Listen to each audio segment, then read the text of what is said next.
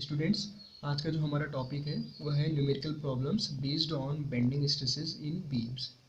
जैसे कि इससे प्रीवियस वीडियो में हम लोगों ने डिस्कस किया था बेंडिंग इक्वेशन को कैसे ड्राइव किया जाता है। बेंडिंग इक्वेशन होती है M upon I sigma upon Y E upon R. और हमने ये डिस्कस किया था कि न्यूट्रल प्लेन और न्यूट्रल एक्सिस के बारे में डिस्कस किया था। जैसे कि आप लोगों के पास सपोज करो एक बीम है, इस पर आपने मोमेंट अप्लाई किया है। तो इसके जब आपने इस बीम पे मोमेंट अप्लाई किया तो बीम की जो फाइनल पोजीशन है वो इस पोजीशन में बीम आपकी आ चुकी है।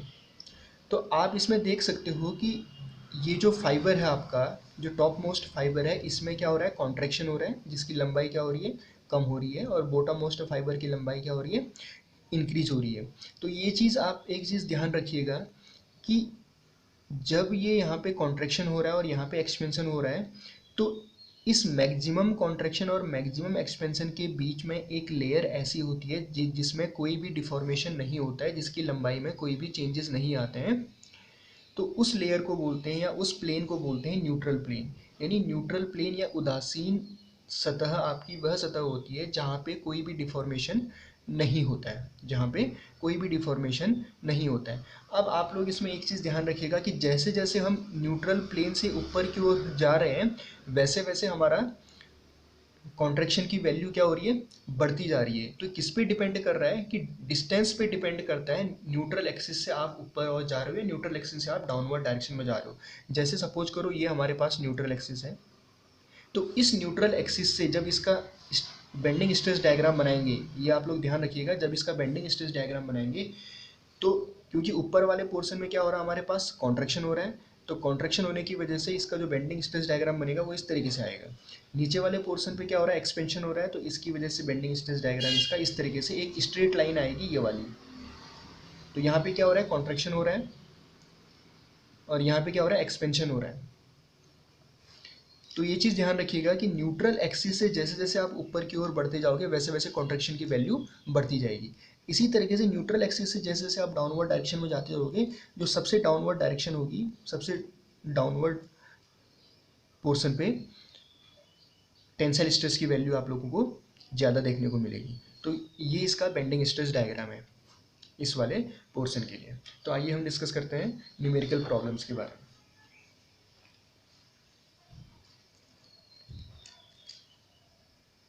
The cross section of a cast iron beam is shown in the following figure. First, this beam is simply supported at the ends and carries a uniformly distributed load of 20 kN per meter. If the span of the beam is 3 meter, determine the maximum tensile and maximum compressive stress in the beam. आप लोगों के पास एक आप लोगों को cast iron की एक beam दी हुई है जिसका cross section I cross section है, और वह आई क्रॉस सेक्शन हमें यहाँ पे दे रखा है फिगर 1 में। जो कास्ट आयरन की बीम है, इस बीम की जो कंडीशन है वो सिंपली सपोर्टेड बीम है, जिसके ऊपर 20 किलो न्यूटन पर मीटर के हिसाब से यूडीएल लगा हुआ है। अगर बीम की टोटल लंबाई 3 मीटर है तो हमें मैक्सिमम टेंसाइल और मैक्सिमम कंप्रेसिव स्ट्रेस बीम में फाइंड आउट करना है। यानी ये मैक्सिमम टेंसाइल स्ट्रेस होगा यहाँ पे, सॉरी मैक्सिमम कंप्रेसिव स्ट्रेस होगा यहाँ पे, और यहाँ पे मैक्सिमम टेंसाइल स्ट्रेस होगा। तो हमारे पास एक कास्ट आयरन की बीम है। इस कास्ट आयरन की बीम का जो सेक्शन दिया हुआ है वो आई क्रॉस सेक्शन दिया हुआ है, और उसकी डायमेंशंस हमें यहाँ पे दी हुई है। बीम, यह बोला है कि बीम सिंपली सपोर्टेड बीम है जिसके ऊपर यूडीएल लगा हुआ है, 20 किलो न्यूटन पर मीटर के हिसाब से यूडीएल लगा हुआ है, और बीम की जो लंबाई है वो 3 मीटर की लंबाई है। बीम की लंबाई क्या है, 3 मीटर है। तो हमें मैक्सिमम टेंसाइल और मैक्सिमम कंप्रेसिव स्ट्रेस की वैल्यू फाइंड आउट करनी है। तो स्टूडेंट्स, आप लोगों को पता होना चाहिए कि सबसे पहले हमें बेंडिंग इक्वेशन पता होनी चाहिए, M upon I sigma upon Y E upon R. तो यहाँ पे देख लेते हैं कि हमें कौन कौन सी चीज़ें गिवन है। Cross section of cast iron I section, length of beam 3 metre, load UDL दे रहे हैं 20 किलो न्यूटन पर metre, type of beam simply supported. हम ये मान लेते हैं कि maximum tensile stress and compressive stress, maximum compressive stress in beam sigma T and sigma C respectively. यानी मैक्सिमम टेंसाइल स्ट्रेस बीम में सिग्मा टी है और मैक्सिमम कंप्रेसिव स्ट्रेस बीम में सिग्मा सी है। जैसा कि हमें पता है कि बेंडिंग इक्वेशन होती है M upon I sigma upon Y E upon R. तो हम इन दोनों फॉर्मूले का इस्तेमाल करके m अपॉन आई और सिग्मा अपॉन वाई का इस्तेमाल करके हम मैक्सिमम कंप्रेसिव और मैक्सिमम टेंसाइल स्ट्रेस की वैल्यू फाइंड आउट करेंगे। जैसे कि इसमें आप लोगों को देख रहे होंगे m क्या है बेंडिंग मोमेंट, आई क्या है मोमेंट ऑफ इनर्शिया, सिग्मा भी और सिग्मा क्या है bending stress, y perpendicular distance of fibre from neutral axis, Young's modulus of elasticity और modulus of elasticity of beam material, radius of curvature.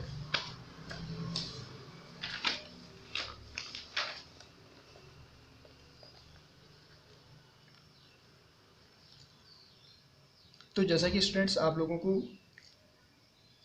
पता होगा कि m upon I sigma upon Y, जब किसी सिंपली सपोर्टेड बीम के ऊपर UDL लगा होता है, सपोज करो W किलो न्यूटन पर मीटर का यूडीएल लगा हुआ है, तो उस यूडीएल के लिए जैसा हमने शियर फोर्स और बेंडिंग मोमेंट डायग्राम में डिस्कस किया हुआ था कि जब किसी सिंपली सपोर्टेड बीम के ऊपर यूडीएल लगा होता है तो मैक्सिमम बेंडिंग मोमेंट जो होता है वो WL² अपॉन 8 होता है। तो यहाँ से हम डायरेक्टली इस रिलेशन का इस्तेमाल करके मैक्सिमम बेंडिंग मोमेंट का फॉर्मूला हमें पता है बेंडिंग मोमेंट और शियर फोर्स वाले चैप्टर से, WL²/8। W की वैल्यू दे रखी है 20 किलो न्यूटन पर मीटर, L दे रखा है 3 मीटर, तो यहाँ से मैक्सिमम बेंडिंग मोमेंट आ जाएगा 22.5 kilo newton metre.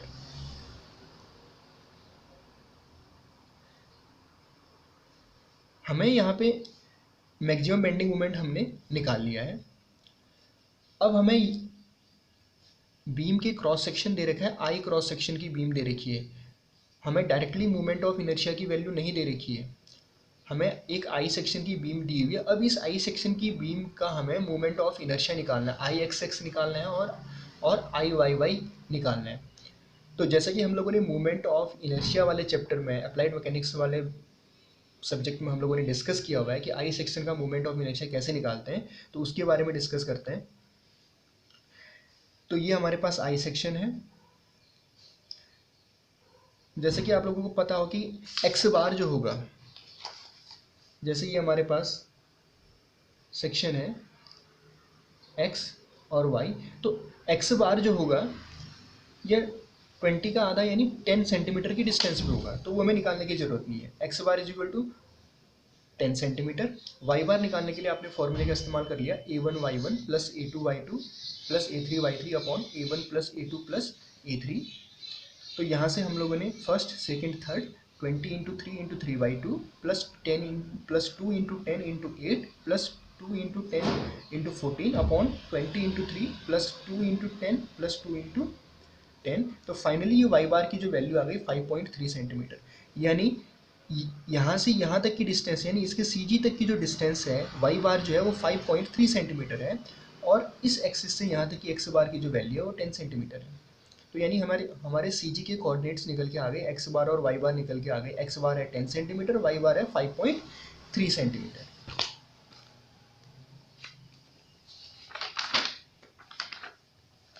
Next discuss करेंगे। नाउ आई = क्या होगा, आई फर्स्ट, आई सेकेंड, आई थर्ड और IXX1 + IXX2 + IXX3। तो यहाँ से IXX1 की वैल्यू क्या आ जाएगी, B1 D1। यहाँ पे हमने कौन सा थ्योरम लगाया, पैरेलल एक्सिस थ्योरम का इस्तेमाल किया हुआ है, पैरेलल एक्सिस थ्योरम का इस्तेमाल किया हुआ है। तो यहाँ से IXX1 की वैल्यू आ गई B1 D1 Q/12 + A1 H1², 20 × 3 का Q/12 + 20 × 3 × 5.3 - 1.5। देखिए स्टूडेंट्स, यहाँ पे हमने पैरेलल एक्सिस थ्योरम का इस्तेमाल किया हुआ है। जैसे कि आप लोगों को यहाँ पे पता होगा कि ये डिस्टेंस कितनी है 5.3, और अगर हम खाली इस पहले वाले सेक्शन की बात करें तो इसके लिए CG की डिस्टेंस कितनी होगी 3/2। तो जब ये 3/2 है तो इससे माइनस कर देंगे, 5.3 - 3/2 यानी 1.5 का इसका स्क्वायर हो जाएगा। तो ये हमारी वैल्यू आ गई। इसी तरीके से IXX2 B2 D2 Q/12 + A2 H2², और ये फाइनली ये हमारे पास कैलकुलेटेड वैल्यू आ गई। इसी तरीके से IXX3 B3 D3 Q/12 + A3 S3 का होल स्क्वायर, और ये हमारे पास वैल्यू निकल के आ गई। और टोटल आई जो हमारे पास आया वो 2744.33 × 10⁻⁻8 मीटर 4। इसको हमने सेंटीमीटर की पावर 4 को हमने मीटर की पावर 4 में हमने इसको कन्वर्ट कर लिया। अब देखिए स्टूडेंट्स, इसमें एक चीज़ आप लोगों को ध्यान रखना है कि मैक्सिमम टेंसाइल स्ट्रेस और मैक्सिमम बेंडिंग स्ट्रेस हमसे पूछा गया है। तो यहाँ पे हम कैलकुलेशन करेंगे now maximum tensile bending stress by using m upon I is equal to sigma T upon Y. तो सिग्मा टी क्या हो जाएगा, m upon I into Y. अब स्टूडेंट्स आप लोगों को एक चीज़ यहाँ पे ध्यान रखना है कि जब आप यहाँ पे y लोगे, y का मतलब होता है distance of a fibre from the neutral axis. Suppose करो ये हमारे पास कोई रेक्टेंगुलर सेक्शन है और इस रेक्टेंगुलर सेक्शन की ये हमारे पास न्यूट्रल एक्सिस है, तो y का मतलब है ये वाली डिस्टेंस।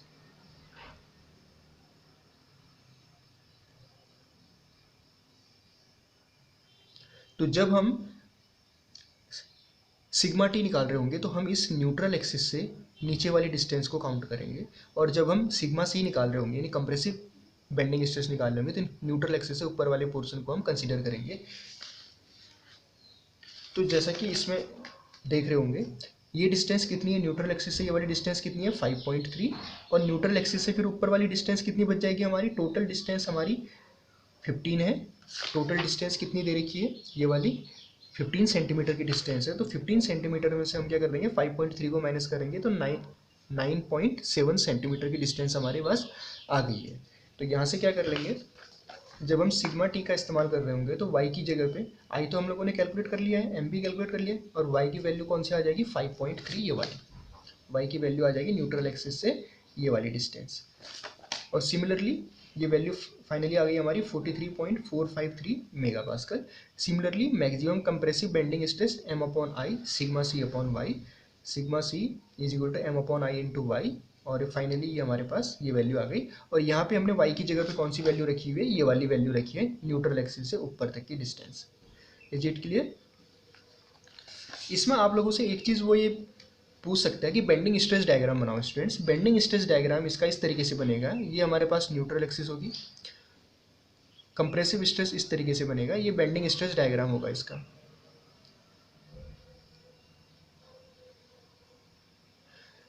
तो ये जो सिग्मा टी हम लोगों ने निकाल रखा है 43.453, ये यहाँ पे मैक्सिमम वैल्यू है, ये सिग्मा टी की वैल्यू इस पॉइंट पे है, सिग्मा सी की वैल्यू इस पॉइंट पे, ये जो पॉइंट है। Is it clear? इस वाली लेयर पे, इस वाली लेयर पे सिग्मा सी हमने निकाला हुआ है, इस वाली लेयर पे हमने सिग्मा टी निकाला हुआ है। तो ये बेंडिंग स्ट्रेस डायग्राम हो गया, यानी इसको हम बोल देंगे stress distribution diagram, sorry stress distribution diagram, bending stress distribution diagram.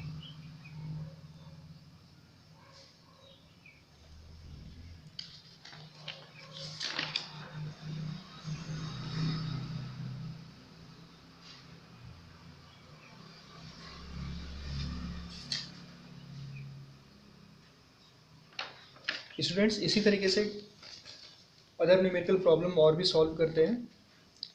Second numerical problem है अ rectangular beam with depth 150 mm and width 100 mm is subjected to a maximum bending moment of 3 kilonewton meter. Determine maximum stress in the beam, radius of curvature when the bending is maximum and bending stress at a distance of 40 mm from the top surface of the beam. E for the beam is 200 GPa. देखिए students इस numerical में क्या बोला गया है, आप लोगों को एक रेक्टेंगुलर सेक्शन की बीम दी हुई है।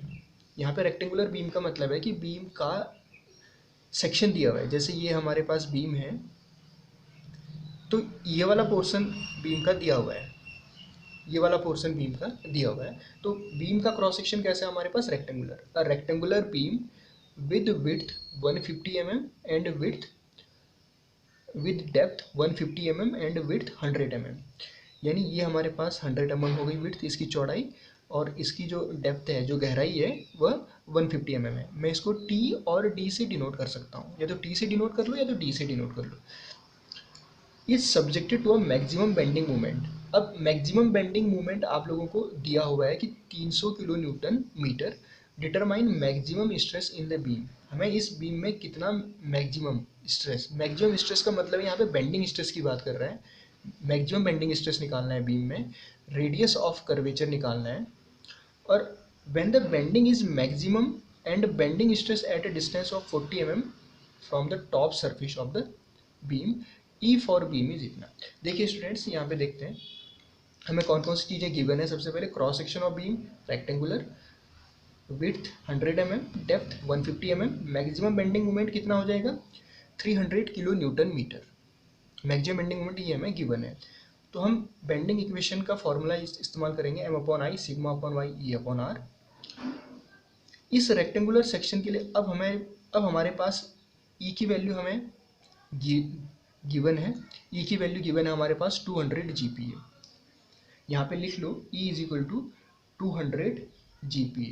200 GPa का मतलब है कि 200 इंटू 10⁹ न्यूटन पर मीटर स्क्वायर, और इसको अगर हम mm में कन्वर्ट करेंगे तो ये हो जाएगा 200 इंटू 10⁻³ न्यूटन पर mm स्क्वायर।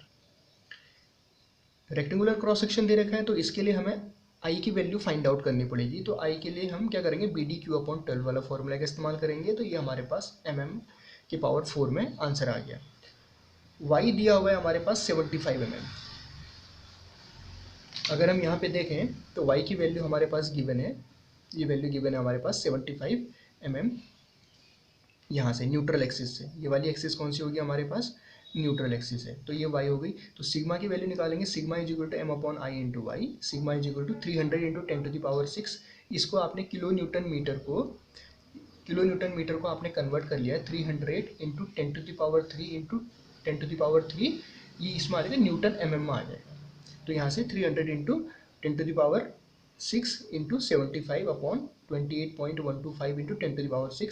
तो यहाँ से हमारे पास सिग्मा मैक्सिमम की वैल्यू निकल के आ गई। तो यही पूछ रखा था कि a rectangular beam with depth 150 mm and width 100 mm is subjected to maximum bending moment 300 kilo newton metre. Determine the maximum stress in the beam.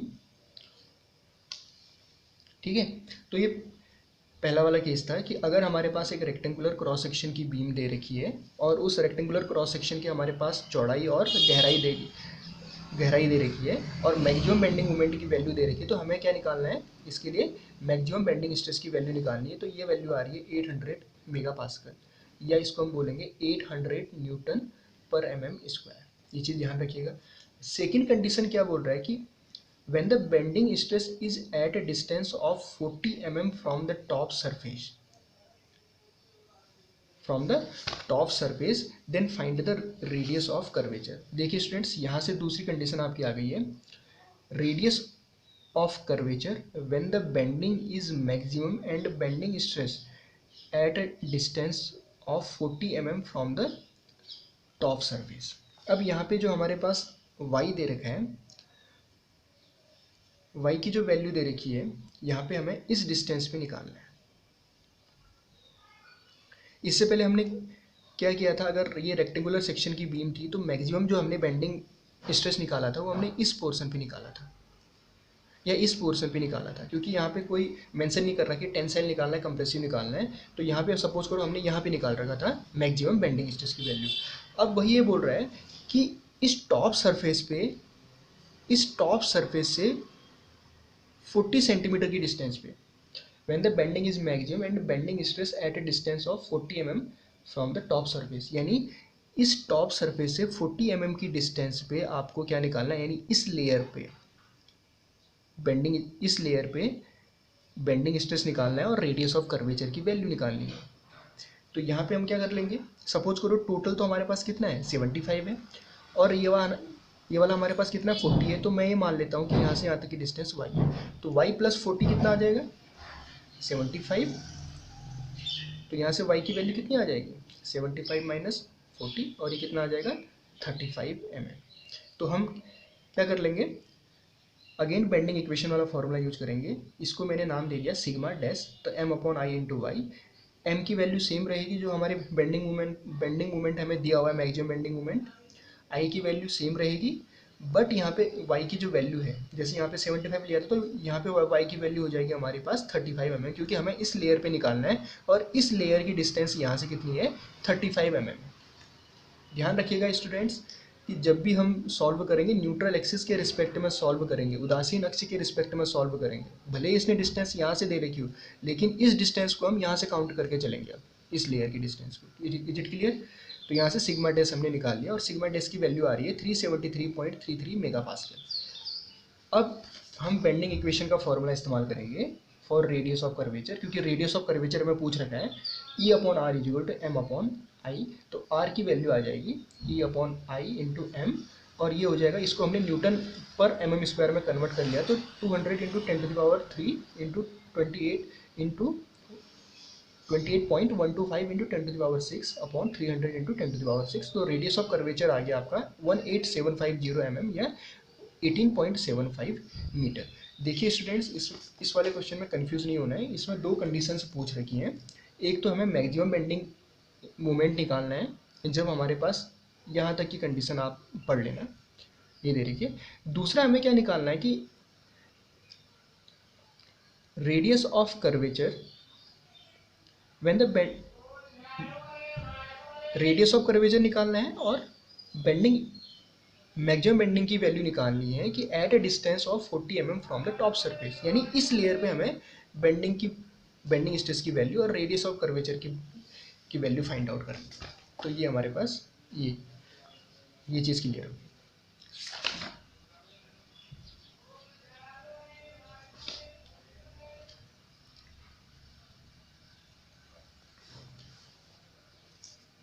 Students, next question है, two wooden planks 5 centimetre into 15 centimetre each are connected together to form a cross section of a beam as shown in figure A. If a bending moment of 3400 Newton meter is applied around the horizontal neutral axis, find the stresses at the extreme fiber of the cross section. दो हमारे पास wooden planks दे रखे हैं और उनको आपस में connected किया हुआ है। जैसे कि आप इसमें देख पा रहे हैं, एक वुडन प्लैंक आपका पास ये है और इसकी डायमेंशंस कितनी दे रखी है, 5 सेंटीमीटर इंटू 15 सेंटीमीटर। दूसरा वुडन प्लैंक हमारे पास ये है 5 सेंटीमीटर इंटू 15 सेंटीमीटर। इसको आपस में कनेक्टेड करके आप लोगों ने इस तरीके का एक डायग्राम टी सेक्शन बना रखा है। अगर इसके लिए बेंडिंग मोमेंट की वैल्यू 3400 या 3400 न्यूटन मीटर हो applied around the horizontal neutral axis, यानी हॉरिजेंटल न्यूट्रल एक्सिस यानी ये वाली एक्सिस पे, तो हमें क्या निकालना है, find the stresses at the extreme fibres of the cross section. हमें एक्सट्रीम फाइबर पे क्रॉस सेक्शन की वैल्यू निकालनी है। तो सबसे पहला स्टूडेंट्स, आप लोगों का बेंडिंग इक्वेशन जैसा आप लोगों को जानते हो, M upon I is equal to sigma upon Y is equal to E upon R. तो यहाँ से जो आपको वुडन प्लैंक दे रखा है ये इस तरीके से है, first wooden plank, second wooden plank, और दोनों को हमने क्या कर दिया, कनेक्ट करके टी सेक्शन बना लिया। तो इस टी सेक्शन के लिए हमें सबसे पहले आई की वैल्यू निकालनी पड़ेगी, मूवमेंट ऑफ इनर्शिया की वैल्यू निकालनी पड़ेगी। इसको दो पार्ट में डिवाइड कर लो, पार्ट फर्स्ट पार्ट सेकेंड, और इन दोनों पार्ट के लिए एक्स बार और इन दोनों पार्ट्स को सॉल्व करके इसके सेंटर ऑफ ग्रेविटी की वैल्यू निकाल लो। इसकी सेंटर ऑफ ग्रेविटी की वैल्यू वाई बार जो आ रही है वो 12.5 आ रही है, जैसे कि यहाँ पे हम लोगों ने डिस्कस किया हुआ है 12.5। आप इसको the given T section is symmetrical about y axis, hence its CG will lie at y.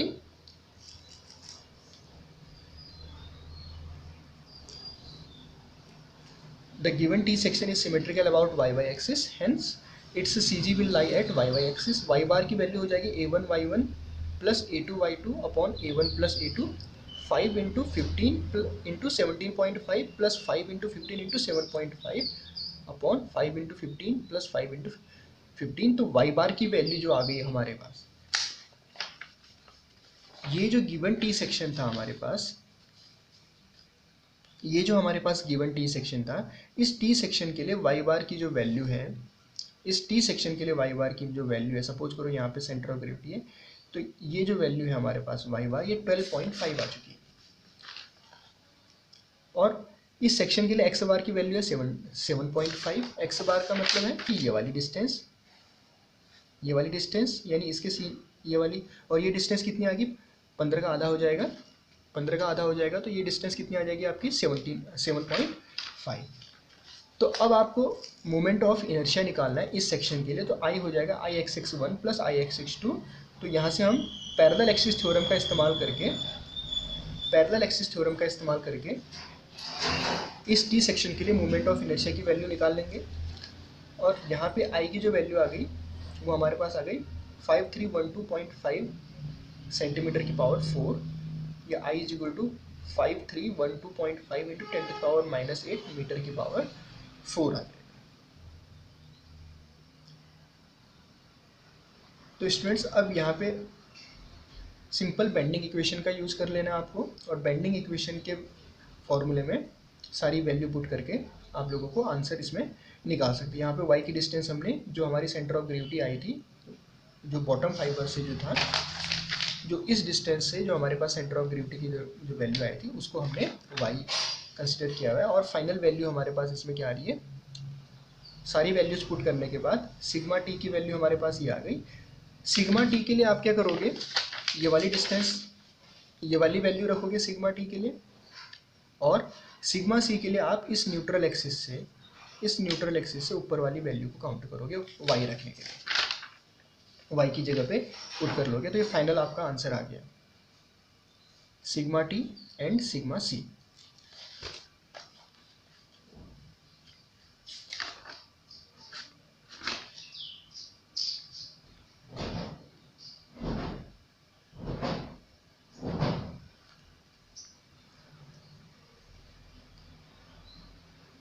Next topic है, इसी में नेक्स्ट पॉइंट है moment of resistance.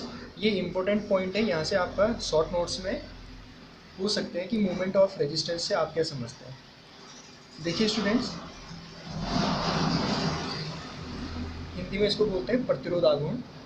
Moment of resistance is defined as the resistance offered by the beam to the external moment applied. यानी moment of resistance का मतलब होता है कि प्रतिरोध आघूर्ण का मतलब होता है कि जितना आप किसी बीम पे moment apply, externally moment apply कर रहे हैं, उस मोमेंट को रजिस्ट कितना कर पा रहा है, यानी रेजिस्टेंस जो ऑफर कर रही है बीम, उसी को हम बोलेंगे moment of resistance. Moment of resistance is defined as the resistance offered by beam to the external moment apply. जो हम किसी बीम पे एक्सटर्नल मोमेंट अप्लाई कर रहे हैं, उस एक्सटर्नल मोमेंट के अगेंस्ट बीम हमारी कितना रेजिस्टेंस ऑफर कर रही है, वही मोमेंट ऑफ रेजिस्टेंस होगा। Moment of resistance represents the capacity of a beam to withstand the applied moment without failure. जब आप किसी बीम पे मोमेंट अप्लाई कर रहे हैं, तो मोमेंट ऑफ रेजिस्टेंस किसी बीम की कैपेसिटी को रिप्रेजेंट करता है, ताकि जितना अप्लाइड मोमेंट पे वह फेल ना हो पाए। The main playing factor in moment of resistance of a beam is it's section modulus. अभी हम सेक्शन मॉडुलस के बारे में नेक्स्ट उसमें डिस्कस करेंगे। इसको आप दूसरे तरीके से भी डिफाइन कर सकते हैं। When we derive bending equation, then we calculate total moment of all the forces acting on various elements composing the cross section forms a couple which is equal to the bending moment m. This total moment is called moment of resistance. From bending equation m upon I is equal to sigma upon y is equal to E upon r. ये हमारे पास beam दे रखी है, यहाँ पे हम लोगों ने moment apply किया हुआ है, तो m upon I is equal to sigma upon y, m is equal to sigma upon y into I. तो यहाँ से क्या हो जाएगा, m is equal to sigma into I upon y. इस आई अपॉन वाई को बोलते हैं, ये जो फॉर्मूला आएगा आपका आएगा m is equal to sigma into Z, जो है ये मोमेंट ऑफ रेजिस्टेंस का फॉर्मूला है। और यहाँ पे जेड जो है इसको बोलते हैं सेक्शन मॉडुलस, सेक्शन मॉडुलस। देखिए स्टूडेंट्स, यहाँ पे जब हम लोगों ने बेंडिंग इक्वेशन ड्राइव की थी, तो मैंने आप लोगों को एक चीज़ इस तरीके से बताया था कि ये हमारे पास न्यूट्रल एक्सिस है। इस न्यूट्रल एक्सिस से हमने यहाँ पे एक एलिमेंट कंसीडर किया हुआ था जिसका एरिया कितना है, dA था। इस पे हमने क्या निकाला था, सबसे पहले इस एलिमेंट पे हमने क्या निकाला था, स्ट्रेस निकाला था। फिर इस एलिमेंटल एरिया पे हमने फोर्स निकाला था, कितना लग रहा था। फिर इस एलिमेंटल एरिया पे हमने क्या निकाला था, मोमेंट निकाला था। देन इस एलिमेंटल एरिया पे मोमेंट निकालने के बाद हमने इस न्यूट्रल एक्सिस से पूरे इस एरिया के लिए क्या निकाला था, मोमेंट निकाला था। देन वही चीज़ ये यहाँ पे बोलना चाह रहा है। नेक्स्ट है सेक्शन मॉडुलस, जिसको हिंदी में बोलते हैं परिच्छेद मापांक। ये भी इंपॉर्टेंट है, और किसी भी बीम की जो स्ट्रेंथ है वो इस सेक्शन मॉडुलस पे डिपेंड करती है। ध्यान रखिए, सेक्शन मॉडुलस रेशियो होता है moment of inertia upon distance of extreme fibre from the neutral axis. जैसे ये हमारे पास एक सेक्शन है, तो इस सेक्शन का मोमेंट ऑफ इनर्शिया, इस सेक्शन के लिए मोमेंट ऑफ इनर्शिया, और जो भी हमने फाइबर ले रखी है इस न्यूट्रल एक्सिस से उस फाइबर तक की डिस्टेंस का जो रेशियो होगा ये सेक्शन मॉडुलस कहलाता है। Section modulus is defined as the ratio of moment of inertia about an axis, either x axis और y axis, to the distance of extreme fibre, यानी टॉप मोस्ट और bottom most fibre from the neutral axis. It is denoted by z, so z is equal to I upon y, और इसकी unit क्या होगी, mm³। ये हमने दिखा रखा है। अभी यहाँ पे हमने एक्स एक्सिस के बारे में बात की है, यानी हॉरिजॉन्टल, यानी इस एक्सिस के बारे में बात की है, तो यहाँ पे y की वैल्यू जो आपकी है वो ये है।